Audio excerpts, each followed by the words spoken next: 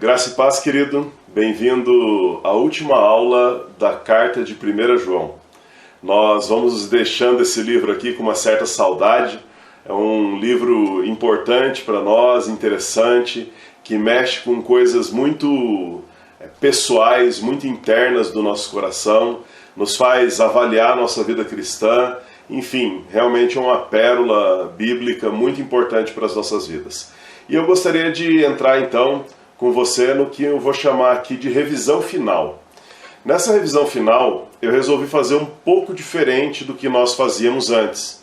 Eu peguei o esqueleto do livro, o esqueleto dessa carta, e coloquei os versículos principais para que a gente pudesse ter uma noção de um panorama geral daquilo que nós estudamos durante todo esse tempo. Bom, a primeira coisa que eu queria destacar aqui é a encarnação de Cristo. Esse versículo pulou na frente, Mas vamos direto nele. Diz assim o versículo 4, então. Estas coisas, pois, vos escrevemos, para que a vossa alegria seja completa. Veja que o apóstolo João, ele começa a sua carta com uma intenção.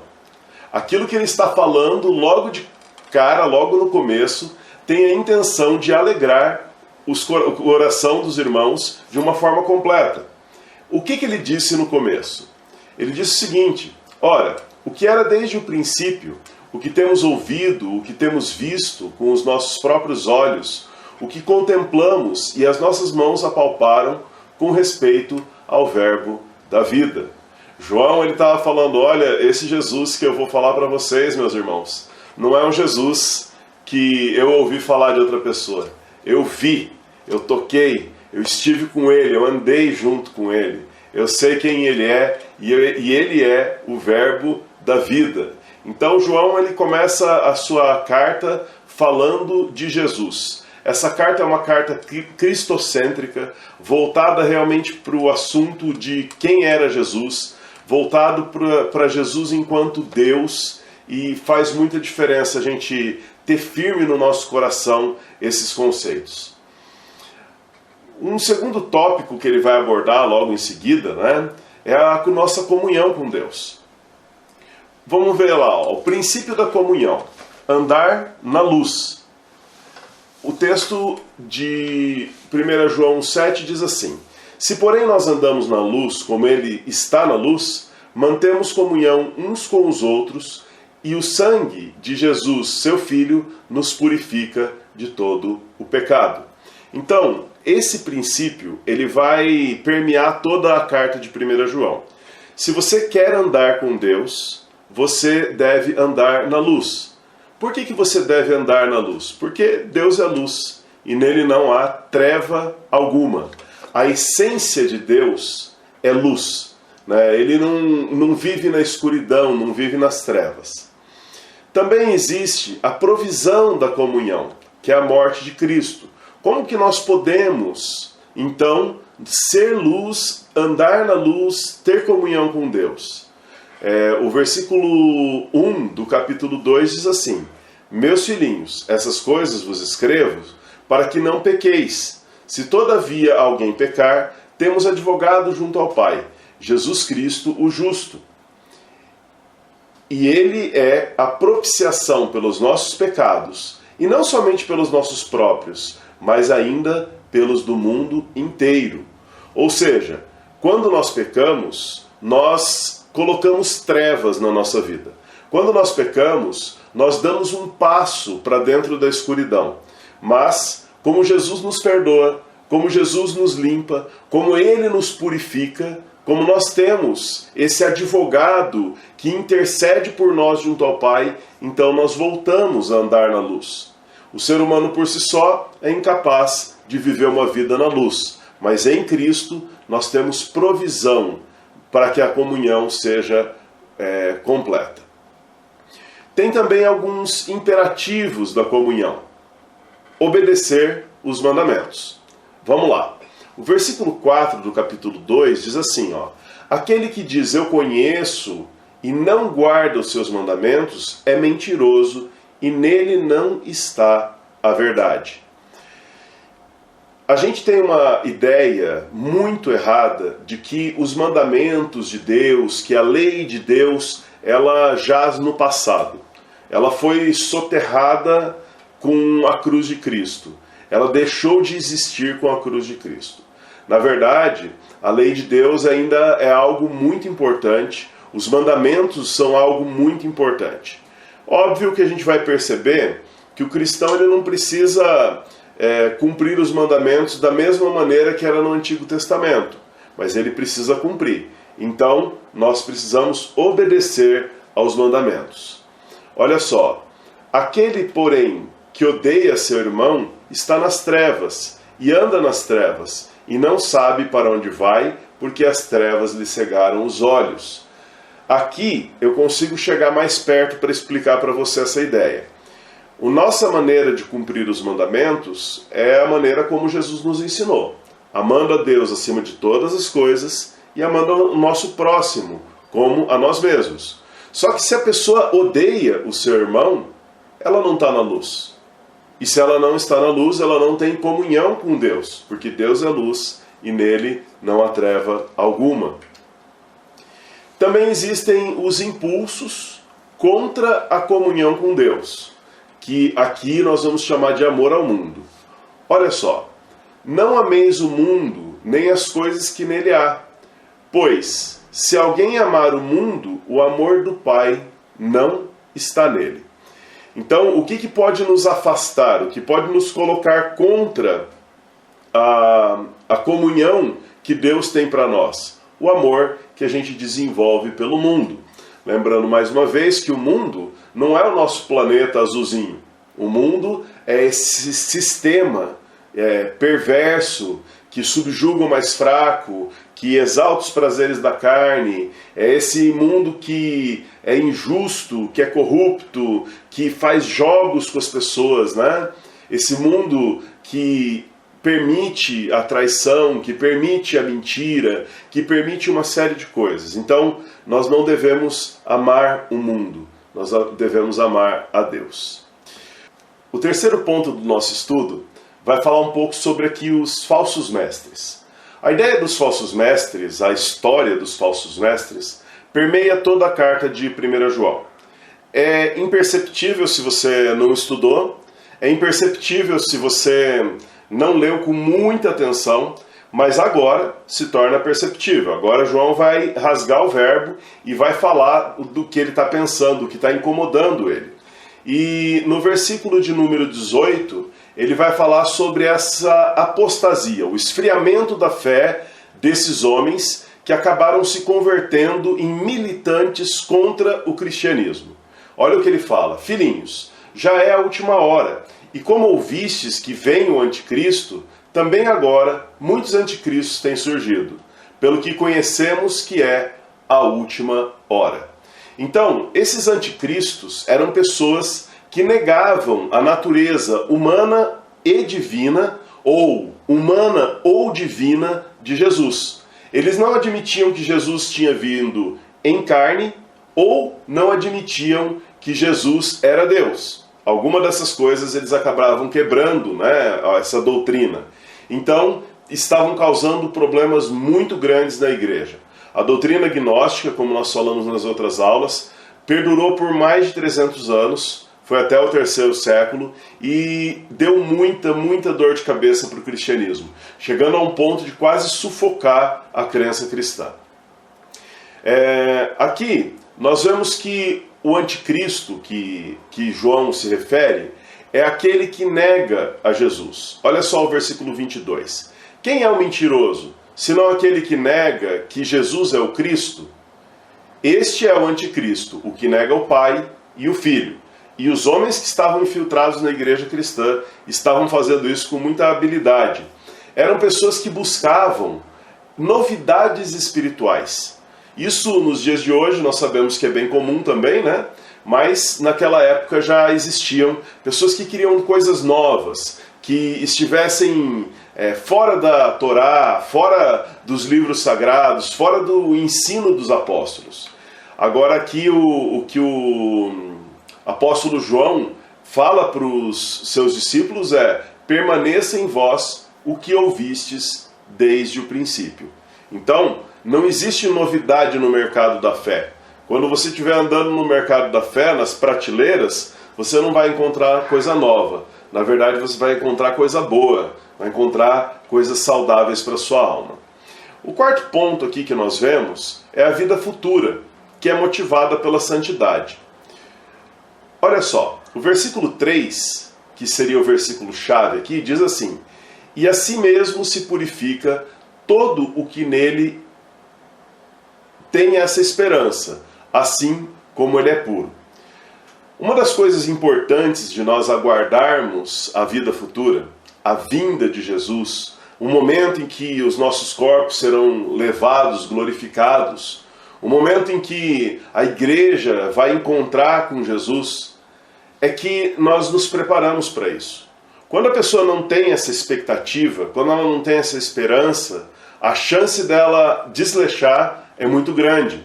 Nós vemos, por exemplo, Jesus dando o exemplo das 5 virgens sábias e das 5 virgens nécias, e que elas estavam aguardando a chegada do noivo, né? Algumas relaxaram, outras esperaram com muita diligência a chegada do seu noivo.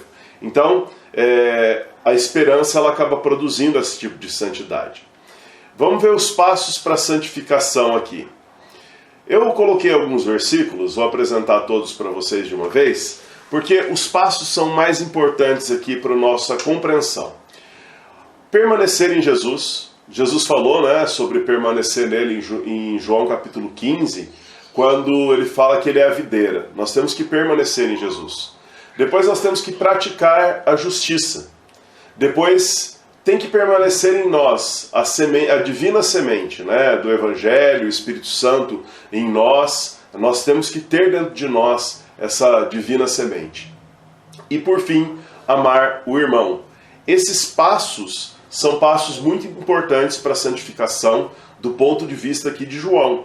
Ele apresenta essa evolução, vamos dizer assim. Bom, o quinto ponto do nosso estudo é sobre o amor, a base da nossa segurança. Vamos lá. Pensando na definição de amor aqui. Porque a mensagem que ouviste desde o princípio é essa, que nos amemos uns aos outros. Amor, biblicamente, tem a ver com outras pessoas. Amor tem a ver com ação. Amor não tem a ver com palavras necessariamente. Pode ser que alguém não saiba dizer belas palavras para Deus. Pode ser que alguém não saiba dizer belas palavras para o seu irmão. Mas a atitude, biblicamente, é o que conta. Se a pessoa tem uma atitude de ajudar, de cuidar, de salvar, de socorrer, essa pessoa está sendo amorosa do ponto de vista bíblico. Então nós temos que amar uns aos outros. Nós vemos na Bíblia 2 exemplos. Um exemplo que o João considera negativo, e obviamente é, e um exemplo positivo. O exemplo de Caim foi como o Caim manipulou o amor que o irmão tinha por ele para tirar a própria vida. Ele usa a inocência do irmão, ele usa a falta de malícia do irmão naquele momento, convence o irmão a ir com ele até o campo, e conforme nós lemos em João, ele tira a vida do seu irmão de uma forma violenta. A palavra bíblica para a maneira como Caim tirou a vida do irmão é com violência. Agora, por outro lado, nós vemos um amor de fato positivo, um amor poderoso, né, que é o amor de Cristo. Veja que o amor de Cristo não era um amor de palavras. O de Caim foi de palavras. Seduziu seu irmão, levou ele até onde queria e tirou a vida dele. Jesus foi como uma ovelha muda para o matadouro e ainda assim se entregou por amor a nós. Então, você quer saber o que é amor, biblicamente falando? Amor é sacrifício, amor é entrega, amor é ação. Pode não significar nada em palavras. Uma pessoa pode não saber falar uma coisa bonita para Deus, fazer uma prece rebuscada que todo mundo fique admirado, mas a atitude da pessoa é o que realmente conta como uma oração, como uma declaração de amor. Eu gostaria de avançar um pouco aqui, falando sobre o testemunho do Espírito. Aqui eu adaptei o texto um pouco para ele caber, mas não tirei nada que fosse essencial. Olha só. Ora, seu mandamento é este, que creiamos em seu Filho e que nos amemos uns aos outros. Aqui, algo que costuma acontecer no coração das pessoas que amam a Deus e que desejam passar a eternidade ao seu lado, é que eventualmente aparece uma dúvida. Será que eu fui salvo? Será que eu realmente alcancei a vida eterna? Será que depois dessa vida eu vou estar com Deus ou será que eu vou para o inferno? Porque nós sabemos que nenhum de nós é perfeito e que essas inseguranças eventualmente podem aparecer, mesmo para aqueles que teologicamente são bem estudados, que entendem o sacrifício de Jesus na cruz de uma maneira plena. Pode acontecer também, dependendo do momento da vida da pessoa.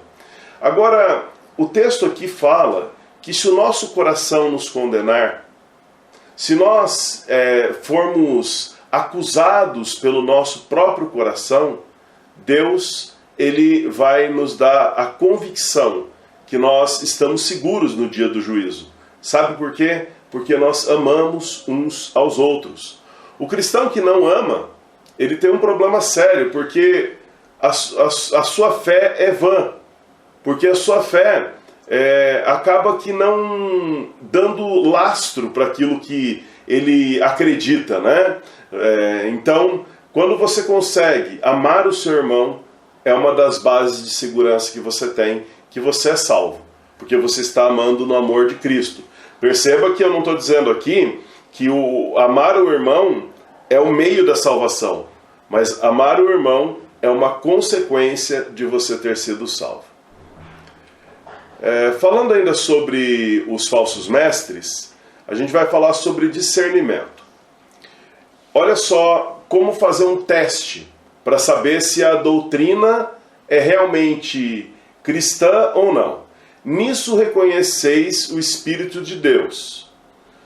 Todo espírito que confessa que Jesus Cristo veio em carne é de Deus. É interessante que João aqui não está querendo tratar da questão dos demônios.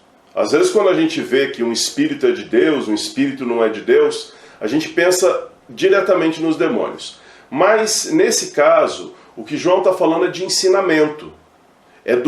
O espírito aqui tem a ver com aquela doutrina que está sendo ensinada na igreja. Então ele está dizendo, olha, se a doutrina diz que Jesus Cristo veio em carne, tá certo. Agora, se for igual que os gnósticos estão pregando, esse povo que está saindo da igreja está pregando, então isso não vem de Deus. Vamos ver um teste subjetivo aqui, que é o testemunho do Espírito. Nós somos de Deus. Aquele que conhece a Deus nos ouve. Aquele que não é da parte de Deus não nos ouve. Nisso reconhecemos o Espírito da verdade e o Espírito do erro. Então, se a pessoa que vem falar com você está cheia do Espírito Santo de Deus, se ela é da parte de Deus, então ela vai te ouvir. Então ela vai aceitar a mensagem do Evangelho. Então ela vai compartilhar do mesmo conhecimento deixado pelos apóstolos. Agora, se essa pessoa não é da parte de Deus, ela não vai ouvir você. Pensando no tópico 7 que João aborda, tem a questão do amor e da santificação. Olha só, o amor revelado na morte de Cristo. Esse é o versículo que eu mais gosto da primeira carta de João. Nisto consiste o amor, não em que nós tenhamos amado a Deus, mas em que Ele nos amou e enviou o seu Filho como propiciação pelos nossos pecados. Olha que fantástico, querido. No que consiste o amor? O que é o amor de Deus? Como entender o amor de Deus? Né? Às vezes as pessoas se esforçam tanto para definir isso, mas o texto aqui é muito claro. O amor consiste em que Deus deu o seu Filho Jesus por nós, né, para pagar pelos nossos pecados. É assim que João começa a entender o que é amor. É isso que é amor do ponto de vista cristão. A morte de Cristo testemunhada pelo Espírito. Nisto conhecemos que permanecemos nele e ele em nós, em que deu o seu Espírito. Então, se você é habitado pelo Espírito de Deus, é porque Cristo morreu no seu lugar e ele abriu esse espaço para que você receba o Espírito de Deus. Então aqui a gente vai vendo, na verdade, além de santificação, uma série de questões relativas à salvação, que nos dão segurança que nós somos salvos, né? O amor remove o medo. No amor não existe medo, mas o perfeito amor lança fora todo medo. Os casais cristãos no mundo inteiro aí têm usado esse versículo. Mas esse versículo ele não fala sobre amor entre um homem e uma mulher. Esse versículo ele fala que nós não precisamos temer o julgamento divino, porque o amor ele é perfeito. O amor ele cumpre a lei e nós não precisamos ter medo, porque nós estamos em paz com Deus, né? Jesus, pelo seu amor, nos santificou, nos salvou, e nós, através de uma vida de amor, vamos cumprindo de uma maneira muito gostosa a lei de Deus. Ainda sobre amor e santificação, a gente vê assim: o divino amor estimula a fraternidade. O versículo 20 do capítulo 4 fala: se alguém disser ama a Deus e odiar o seu irmão, é mentiroso, pois aquele que não ama seu irmão a quem vê, não pode amar a Deus a quem não vê. É interessante, querido, pensar que João, durante toda a sua carta, ele vai trabalhar um conceito muito definido, que o amor ao próximo é uma evidência de que você encontrou com Deus. Se você mergulhou no oceano onde Deus habita, no oceano que Deus é, então você tem que sair molhado de lá de dentro. Se você teve contato com as águas do Espírito, você tem que sair encharcado. E esse encharcar na vida cristã é o amor que nós sentimos pelos irmãos. Se eu não consigo amar o meu irmão, é porque eu não tive mergulhado nesse oceano. Se eu não tenho em mim água para dar para o meu irmão, é porque eu nunca fui à fonte das águas. Então, assim, João ele pega muito pesado e ele mostra isso como evidência máxima. Se você não consegue amar o seu irmão, então você não ama a Deus. Não é uma crítica, não é uma agressão, não é uma forma de bater e falar vocês têm que se esforçar mais. Não, é uma constatação. Ele está falando, se você realmente conheceu a Deus, você precisa amar o seu irmão. Caso contrário, busque conhecer a Deus. Então vamos aqui para o nosso 8º ponto. São 9, estamos chegando logo no final. Vamos falar sobre fé, segurança nos corações. Bom, queridos, quais são as evidências externas, né? Quais são as coisas que acontecem que mostram que uma pessoa realmente tem a fé na coisa certa? O versículo 1 do capítulo 5 diz: todo aquele que crê que Jesus é o Cristo é nascido de Deus, e todo aquele que ama ao que o gerou também ama ao que é nascido dele. Então, se você ama a Deus e você ama o seu irmão, você crê realmente em Jesus, que é o Cristo, sua fé é correta e está tudo certo. É por aí que é o caminho. O versículo 3 diz: porque este é o amor de Deus, que guardemos os seus mandamentos. Ora, os seus mandamentos não são penosos. Então, se você fala que você ama a Deus, então você guarda os seus mandamentos. Olha só que interessante. E João, ele faz questão de ressaltar que os seus mandamentos não são penosos. Porque para o fariseu cumprir a lei de Deus era algo extremamente difícil, extremamente penoso, extremamente complexo, chato até. Mas João está falando, olha, os mandamentos não são penosos, porque eles são cumpridos em amor. Então o amor da leveza, a gente faz porque a gente quer, não é porque a gente é obrigado. E o versículo 5 diz: quem é que vence o mundo, senão aquele que crê ser Jesus, o Filho de Deus? Então, o cristão que tem uma fé correta, primeiro, ele vai amar os seus irmãos, depois ele vai amar a Deus e, por fim, ele vai vencer o mundo. Ele não vai ser saco de pancada de Satanás. Evidências internas. O versículo 8 diz: e 3 são os que os testificam na terra: o Espírito, a água e o sangue. Os 3 são unânimes num só propósito. Bom, aqui, por unanimidade, ou pela maioria pelo menos, a gente identifica a água como o batismo público de Jesus no momento em que ele foi até João Batista e se permitiu batizar. O sangue, nós falamos sobre a crucificação de Jesus, quando ele se entrega no Calvário por amor a nós. E o Espírito, ele é a testemunha final, porque ele usa essas 2 evidências, do batismo e da crucificação, para que nós nos convençamos da obra salvadora de Jesus. Então, essa evidência dentro de nós, né, o Espírito Santo testemunha dentro de nós. E concluindo, querido, como é que João fecha essa carta? O que será que ele fala no final? No começo, ele falou que estava falando de um Jesus, de um Cristo que ele tinha tocado, que ele tinha visto, que ele tinha conversado, que ele tinha um relacionamento com esse Cristo e que escrevia isso para que os cristãos tivessem alegria. Mas agora ele vai fazer um desfecho da carta. Ele fala assim, essas coisas vos escrevi, a fim de saberdes que tendes a vida eterna, a vós outros que creem em o nome do Filho de Deus. O motivo da nossa alegria não está nesse mundo. O motivo da nossa alegria não está nessa vida.